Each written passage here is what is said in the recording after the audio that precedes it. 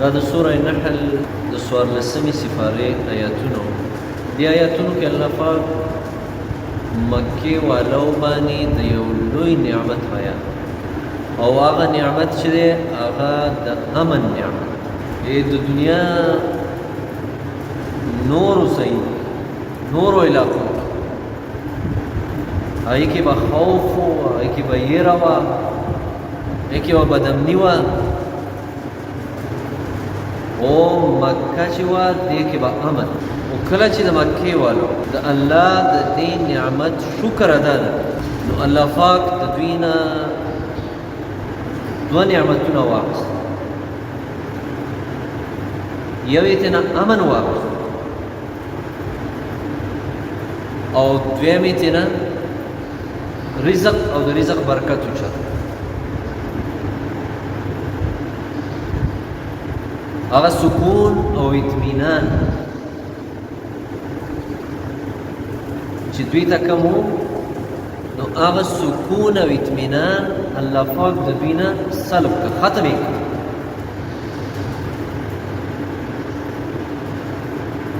او د دې نعمت د ناشکرۍ لویه وجه چې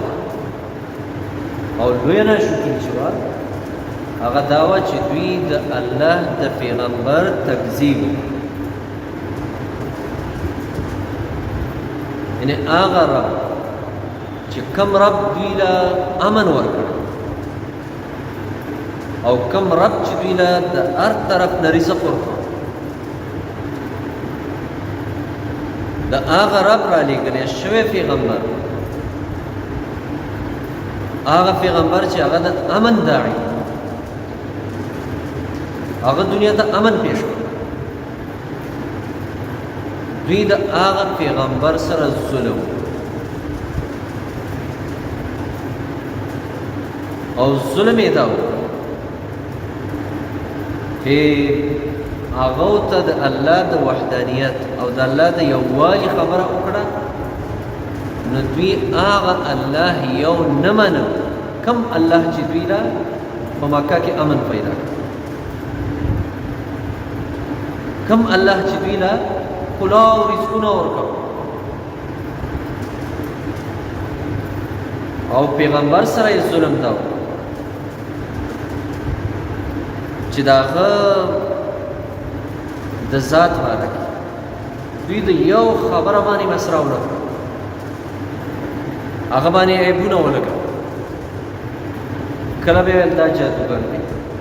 کله به ویل دا لیونی دی، کله به ویل دا کوډګر دی،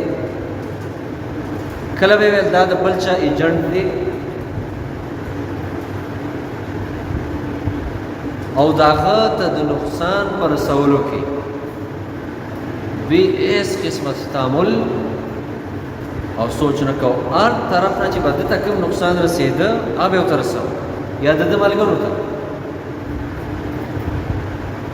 تر دې پورې چې دی د مکې نه په وتلو باندې مجبور، هجرت باندې مجبور، د ده ملګري هغه یې په هجرت مجبور. چې کله هجرت وشو دلته بیا د دوی سره په زړونو کې هغه اطمینان ختم شو او بې اطمیناني راغله. هر وخت به د مکې والاو سره دا یېره وه چې دا پیغمبر او د ده دا ملګري په موږ باندې کله هم راتلی شي او حمله را باندې کولی شي. هر وخت به په دې یېره کې الله تېنه هغه امن او اطمینان هغه یې تېنه واخیست، او نبي کریم صلی الله علیه وسلم ورته خیرې وکړې، او دا خیرې وکړې: اللهم سینیه کسینی یوسف، یا الله دوی باندې داسې قحطسالي راولې، داسې قحط پرې راولې کوم قحط چې د یوسف علیه السلام په زمانه کې راغلی. نو داسې قحط او کمی پې الله راوستله چې دوی سره د خوراک هېڅ هم پاتې نه، د مالونو و چې څرمنې هغه به اوبو کې لمدولې، هغه به یې خوړې. هغه هم ختم د ونو د شنې پاڼې به یې راشو کولې دا به یې خوړې دغه په الله پاک د رزق کمي راوست او امن یې هم ترې نه ختم کړ اطمینان یې هم ترې نه ختم ځکه امن دا د الله په نعمتونو کې د ټولو نه لوی نعمت لوی نعمت دا د هر څه نه لوی نعمت دی قرآن کې چې الله پاک امن کوم ځای کې بیان کړی نو د نعمت په تور یې بیان د نعمت په تور چې دا یو لوی نعمت دی همدې قریشو باندې الله پاک سورې قریش کې چې د نعمت په تور باندې کومې دوه خبرې بیان کړي نو هغه دا دي الله فرمایي لإيلاف قریش إيلافهم رحلة الشتاء والصيف فليعبدوا رب هذا البيت الذي أطعمهم من جوع وآمنهم من خوف الله إذا سفر فريدي شكل جمي کی په جمي کې یمن ته ځای د ګرمایش لپاره او په وړي کې شام ته ځای د یخاو لپاره دا مزي چړوي او دلته حرام او مکه هم د صفر الله تو فرمایل د دې کعبه د رب بندګۍ دلته کې نه دی رب بندګي وکړي هغه رب چې اطعمهم من جوع تاسو له دولګینا خوراک درکړي مړکړي په خېټه باندې ماړي وآمنهم من هغه رب چې دوی له د یېرې په بدله کې امن ورکړي كذبا لا يوم خبرك ولا مشركين وقالوا لو نتبع الهدى معك نتخطف من أرضنا أولم نمكن لهم حرما آمنا يجبى إليه ثمرات كل شيء الله فرمائي دوی بویل اے پیغمبره کچری مونږه ستا د دې خبرې تابعداري وکړو تا سره ملګرتیا وکړو نو مونږه به ټولې دنیا ته بد امنه بشو ټول خلک به هم دشمنان شي نور ملکونه به هم دشمنان شي نتخطف من ارضنا خطف دي ته وایي یا مرغۍ یا چرګان دا کوم دا دانی هغه داسې په دې خپل باندې راوښتي دي ته خطف یعنې موږ به خلک داسې د دې ځای نه اوچت کړي بس الله فرمایي اولم نمکن لهم حرما آمنا ولې ما دوی له دا حرام او مکه دا د امن ځای نه دی جوړ کړی او دې ته د ټولې دنیا دا میوې او رزقونه نه راغونډېږي دوی نور چاته څه ضرورت دی چې به یو ځای کې تا ته امني او خېټه دې ماړی نور ته څه غواړي او دا دواړه نعمتونه الله فرمایي دا ما دوی له ورکړي او الله رب العالمین د ابراهیم علیه السلام د دغه خلقو دپاره د دعا ذکر کړی قرآن کې چې کله بیت الله یې جوړ کړ د ابراهیم علیه السلام دعاګانې وکړې یو دعا یې دا وکړه چې ربنا تقبل منا انك انت السميع العليم یا الله زموږ نه دا خواري قبوله کړه د کعبې آبادي که ته اورېدونکې او پوهه ساتي دویمه دعا یې دا وکړه چې الله ته دا حرم او دا مکه د دوی لپاره د امن ځای د امن ځای او یا الله دوی له د هر طرف نه رزق ورکړي دا د ابراهیم علیه السلام دعا دا د نبی کریم صلی الله علیه وسلم دعاګانې ځکه الله قرآن کې دا فرمایل لومړۍ سپاره کې الله فرمایل چې وإذ جعلنا البيت مثابة للناس وأمنا ما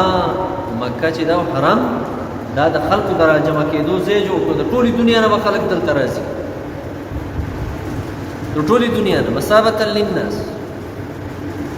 یا د خلکو د ثواب ځای نه جوړ کړو دلته به خلک د ثواب په نیت باندې راځي نو چې د ټولې دنیا نه خلک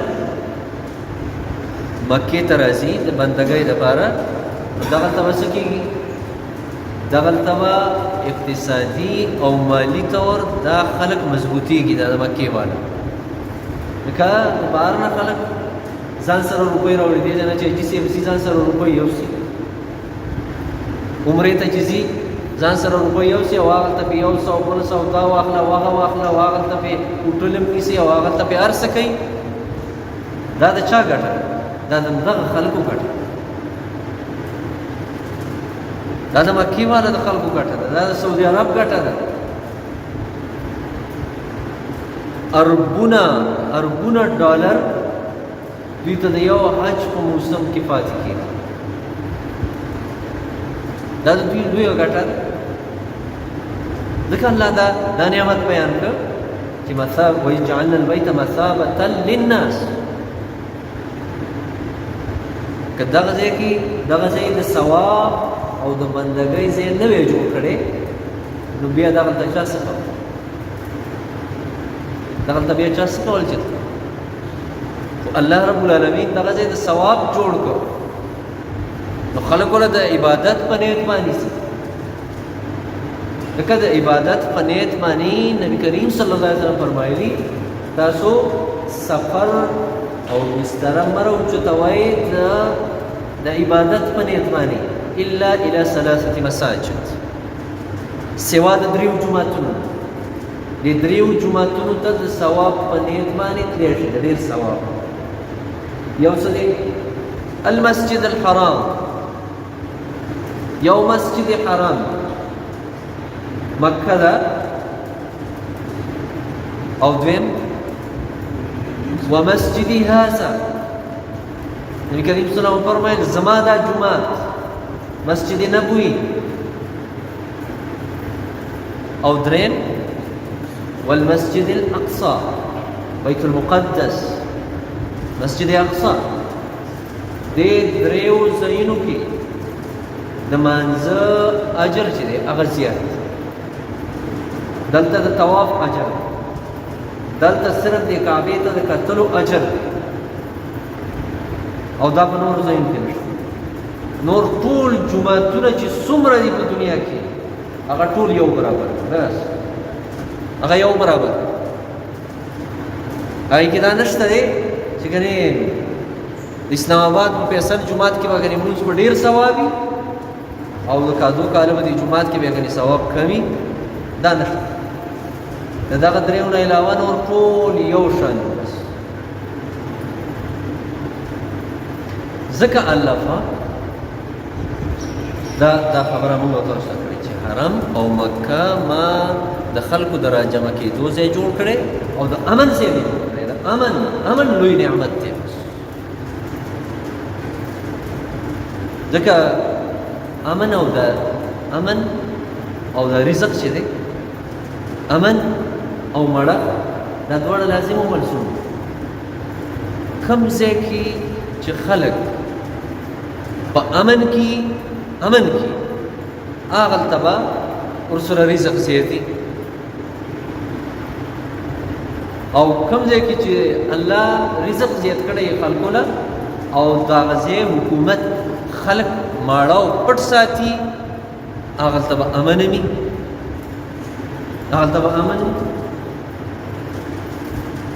غلا کله کېږي غله کله زیاتي او حرام خواره او منشیات او د نشو والا خورولو والا دا کله زیاتي کله چې خلک په خېټو باندې وږي شي کله چې په خېټه وږی شي نو هغه سړک ته راوځي نو ځان له د خېټې غم کوي نو هغه بیا شوکم کوي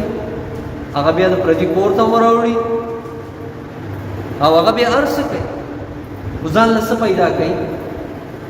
هغه بیا نشي هم خرڅوي خو ځان له څه پیدا کوي. دا ټول د دې د وجې نه راځي چې کله حکومت د خلکو د رزق غم نه کوي، خلک ماړه او پټ نه ساتي، وایي سره د خپل ځان او د خپلو بچو غم یې ورسره، د عوامو غم دا ورسره ني. نو دلته به بیا چې کله خلک وږي شي هلته به بدامني راځي، بدامني به راځي. دویمه ده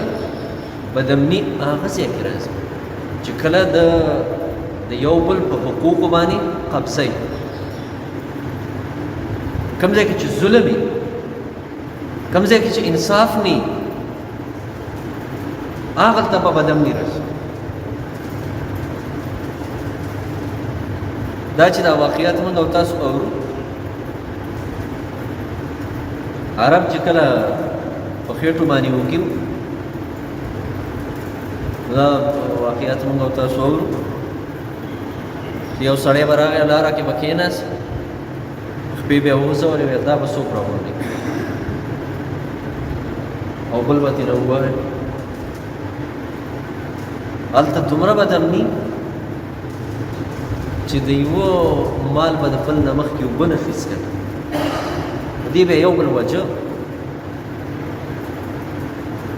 هغلته ظلم، هغه داسې معاشره جوړه شوې وه چې چا دا نه غوښتل چې زه د یو دوی حاکم جوړ شم، زه یو دوی بادشاه جوړ شم. خو هغلته چې کله اسلام راغی، د الله نبي راغی، نو هغلته دواړه خبرې الله رب العالمین امن هم راوست، امن او هغلته رزقونه هم زیات او دننه پورې لا زیات دی او امن هم دی. الحمدلله د عربو په ملکونو کې امن و. هلته به چېرته ډېرو کلونو کې پس به داسې چېرته واورې یو ځای کې چا څوک مړ کړ، کوم اکثر یا په ګاډي والې یا داسې هغه حادثاتي ته وه او خلک یې ماړه دي، بس څه کوي چې هلته بدامني راولي. ځکه دا دواړه لازم او ملزوم خبرې دي، امن او رزق. ځکه حدیث کې راغلی دی دا دواړه نبي کریم صلی الله علیه وسلم فرمایلي چې من اصبح فی اهله یا فی بیته،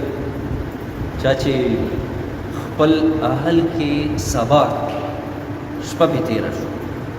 او سبا یې او دته امن او په امن کې شپه تېره کړله، آمنا فی اهله، د خپل اهل سره په امن کې او معه قوت یومه، د سره د دغې یوې ورځې د خوراک غله ورسره وي چې به دا یو ورځ زما کېږي. نو دا نبي کریم صلی الله علیه وسلم فرمایي دا سړی داسې دی لکه دنیا چې د ټول ارض سره د دی چې امن وتی او د یو ورځې روزي ورسره وي، بس دا ټوله دنیا د ده ده، بس دا ټوله دنیا الله تعالی ورکړه او تا سره دې هر څه در سره وي، هر څه دې در سره وي چې کله تا ته امن وي، امن درته نو تا ته دې ښه خوراکونه پراته وي په پلیټ کې او په کاسه کې او تا ته دې سره کړي او هر څه پراته وي. دا ده چې کله یېرېږي نو هغه ښه خوراکونه به تاله مزه نه ده، هغه به تاله مزه نه ده. او چې کله امن کې نو هغه د 3 ورځو وچه کلکه ډوډۍ چې په اوبو کې لمدې او خورې، دا به تاله مزه ده. ځکه امن راځي اسلام سره، امن راځي انصاف سره. امن چې دی امن دا د قرآن د نظام سره راځي. د انګریز چې دا کم نظام دی چې دا زمونږ په ملک کې دا کم دی، دا زمونږ په ملک کې دې کې انصاف ته کم څه نه دی، کې ظلم دی. نو چې کوم ځای کې ظلم وي هغلته الله امن نه راوړي کوم ځای کې چې ظلم وي هغلته الله پاک رزقونه پراخوي نه هلته رزقونه راتنګوي الله قرآن کې دا ویلي ومن اعرض عن ذکري فإن له معیشة ضنکا چا چې زما د قرآن نه مخ واړو زما د قرآن الله فرمایي زه به د دوی معیشت د دوی چې کوم کاروبار دی د دوی چې کوم تجارت دی د دوی چې کوم اخیستل او خرڅول دي الله فرمایي هغه به پرې راتنګ بیا به کاروبار نه کېږي بیا به نه کېږي کاروبار بیا به ګټه وټه نه کېږي موږ او تاسو د خپل اوس وخت وګورو چې که د چا کوټې غونته دوکانګی دی نو هغه د هغې نه پریشانه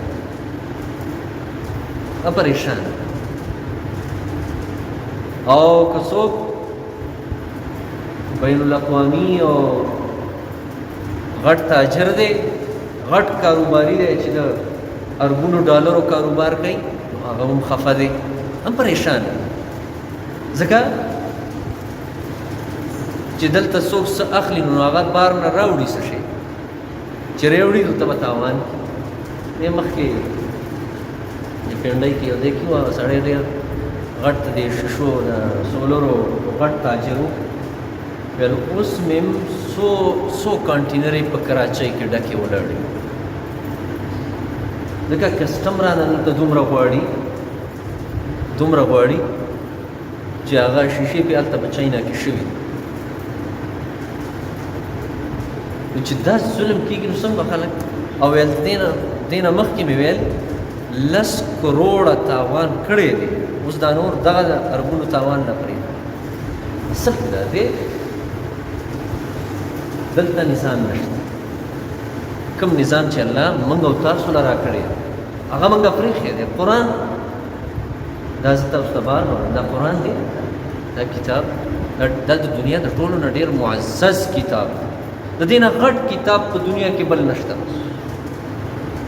دا الله څه نه رالیږي دا الله صرف دې نه دی رالیږلی چې بس دا دلته سینه پورې ونیسه او برکتونه به ورسره راشي دا الله صرف دې نه دی رالیږلی چې دا د کور پاس دی او د پاسه کېده چې په دې به موږ وځو نه وځو او برکتونه به راغورځي دا الله دې نه دی رالیږلی چې د روډ سره مې په 100 روپو لانجه ده او دا پکې منځ کې کېده چې زه ورته په لاس کېده او زه ورته په قرآن الله دا دې نه دی رالیږلی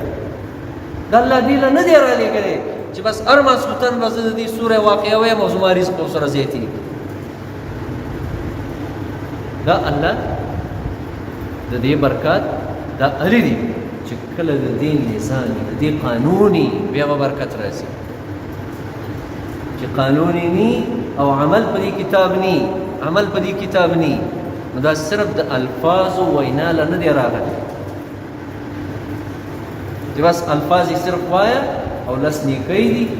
دا یې مقصد نه دی دا الفاظ د دې مقصد دپاره یو ذریعه ده بس یو ذریعه ده هغې دپاره مونږ او تاسو چې عدالت ته یو مسله وړو یا کچرو ته یو مسله وړو نو هلته راته وکیل صاحب څه ووایي وکیل صاحب راته داسې ووایي وایي ته خپلې دعوې او خپل دلایل په دې باندې ولیکه په دې کاغذ او هغه بل ته خپل وکیل وایي ته یې ولیکه دا وکیل بیا څه کوي چېرې دا وکیل داسې وکړي چې د ده زما استاد د دې دعوې دا الفاظ بار بار ځان سره وایي یا ما ته ووایي چې دا تا دې ستا باندې کومې دعوې لیکلي دا الفاظ وایه که نه او ستا مسله به حل کېږي داسې چېرته شوي د دنیا د خبرې دپاره ما او تا دغه نه کړو ما او تا په خپل سټاپ باندې عملي کارکردګي غواړو چې وکیل صاحب دا جج ته مخکې کا او جج به په دې باندې عملي کاروایي وکړي خو د الله دا کتاب چې دی دې باندې عملي کاروایي نه غواړو دې باندې نه ځکه بدم دي ځکه قتل غارت ځکه انصاف نشته، ځکه لږه ده، قحط دی. دا به هلې ختمېږي چې کله دا کتاب دی، دا کتاب په هغه ځای کې موږ کېږدو کوم ځای چې د دې کتاب د ایښودو حق دی. د دې کتاب د ایښودو د حق ځای ته معلوم دی؟ اسلام آباد. اسلام آباد هغه د قاضي القضات صاحب چې دی چیف جسټس، د هغه مخې ته دا کتاب د ایښودو دی، او د صدر صاحب مخې ته دا د ایښودو دی چې د هغه په میز اولنی کتاب دا پروت، او د دې نظامي او د دې قانوني دا لنډ راته دلته یو ملک دی که نه نږدې راته دې غره نه وراخوا دی بس. داسې چې پیدل ورځو زما په خیال روپور صاحب یو 2-3 ګنټې مزل هلته تاسو برکات وګورئ، هلته برکات وګورئ. دا غیر زمونږ 15 روپۍ دي که څو دي او د هغوی 1 روپۍ. دا برکات د کوم ځای نه راغلی؟ دا د دې کتاب دا دې سره راځي. که عزتمند ورونو، امن تاسو ته ما ویل امن دا د الله ډېر لوی نعمت دی، بس دې نه لوی نعمت بل نشته دی. او تاسو ته ویل سړی دې بربنډ ګرځي، صرف شلېدلې مېدلې جامې چې عورت یې پې پټي، سړی دې ساګ او سکروټ خوري، خو چې دته امن او که دته امن نی نو هغه سورکړی چرګ او د ګډ هغه لم چې هغه خویه تېرېږي، نو چې دته امن نی او ویری هغه بیا دې ځای کې نښلي، هغه بیا دلته نښلي چې دغه دی اوس دې ځای کې، اوس په دې ځای کې، اوس په دې ځای کې. زمونږ جانونو ته امن نشته، زمونږ مالونو ته امن نشته. پرون تاسو کتل په باجوړ کې یو لوی عالم دین مولانا خانزیب چې یعنې زه به تاسو به اورېدلی وي د هغوی، خو زه به ته دا یم چې انتهایي او مدبر، انتهایي او غیرتمن او د پښتنو د حقوقو غوښتونکې او د امن یو لوی پیغام ورکوونکې. امن د هغه په خوله کې بله خبره نه وه. امن پښتنو دپاره امن غواړو، جومات په امن کې غواړو، مدرسه په امن کې غواړو، بازار په امن کې غواړو. هغه ته تپوس کوم چې ته څنګه امن غواړې؟ د هغه جواب ورته دا و ویل داسې امن غواړم کوم چې په پنجاب کې، او داسې امن غواړم کوم چې په لاهور او کوم چې په اسلام آباد کې دی. ولې هغه بیل دی او دا زه بیل یم، دلته به امن نه او هلته به وي. ځکه هغه پرون شهید کړی شو، او یوازې دی نه، څوک هم چې د امن خبره کوي، د اطمینان او د خوشحالۍ خبره کوي دې ملک کې، د هغه بیا په دې ملک کې ځای نشته. هغه غدارن هغه غدار دی چې څوک د امن خبره کوي، څوک د عوامو د حقوقو خبره کوي، هغې باندې دومره ټافې ولګي دا د هغه ځای غدار دی او دا د دې ځای غدار دی. که عزتمند ورونو، دې حالاتو کې الله ته رجوع پکار ده، الله ته رجوع. موږ علما څومره قتل شو، څومره شهیدان شو، څومره شهیدان شو. په دې تېرو ورځو کې به د اسلام آباد کې وجیله چا وجله څه شی وه؟ دا هلکانې دې موبایل کې ټیک ټاکره ثنا یوسف ټیک ټاکره مړه شوه او د هغې قاتل په ګنټه کې دننه ګرفتار شو. دا کوړي د مدرسې غټ عالم هغه شهید شو د جمعې د لمانځه نه پس، قاتل یې لاړ، هغه لاړ. نور مفتي منیر شاکر شهید شو، قاتل یې لاړ. چې دا پرون شهید شو د قاتل لاړ، خبره وه خاتمه. دا بې انصافي چې ده، دا بې انصافي. دې سره امن نشي راتلی، دې سره امن نشي راتلی. داسې قانوني چې کوم ظلم دلته روان دی، د انتقام کوم ظلم چې دلته روان دی، نو دې سره به امن څنګه راشي؟ اطمینان به څنګه راشي؟ ځکه امن د الله لوی نعمت دی، او دغه نعمت چې دی دا به هلې راځي چې کله ټولو خلکو ته یو شان انصاف میلاو شي، یو شان انصاف، په قانون کې انصاف، په رزق کې انصاف، په امن کې انصاف. دا نی بس دغه حال به پریشانه به هر څوک پریشانه دی. ما اخري خبره کوم، څوک هم چې زه سهار راوځم او چا سره هم کینو یا چا سره ملاویږو نو ما ته پکې خوشحاله سړی ما خو نه لیده خوشحاله. ٹھیک ده، چاته یو پریشانی ده چاته بله، دا الله مونږ پریشانه کړي او دې کې زمونږ او ستاسو اهم کردار دی. ظهر الفساد فی البر والبحر بما کسبت ایدی الناس. الله قرآن کې وایي د خلکو د لاسونو د کسب د وجې نه دا بدمني او فساد راځي. الله رب العالمین دی د امن دا لوی نعمت مونږ او تاسو له راکړي او الله رب العالمین دی زمونږ او تاسو د علاقې او دا وطن د امن ګهواره جوړ. اللهم صل علی محمد وعلى آله كما صليت على ابراهيم وعلى آل ابراهيم. يلا تزمون نو معاف.